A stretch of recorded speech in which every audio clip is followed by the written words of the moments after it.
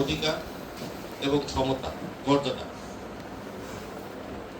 তো আমি যে যে জায়গায় থাকি না কেন, বিধাতা, আল্লাহ, ঈশ্বর, গড, দেবতা আমাকে নারী হিসাবে পৃথিবীতে পাঠিয়েছেন।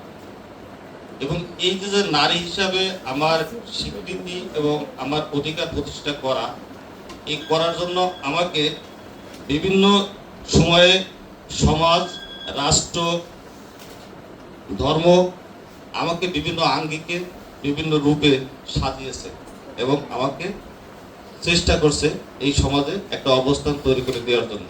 কিন্তু মূল যে জায়গাটা, সেটা হচ্ছে আমাকে আমার জায়গা তৈরি করে নিতে হবে। আমি যে, আমি কে, আমি কি বা কি হতে চাই, এই জায়গাটা আমাকে তৈরি করে নিতে হবে।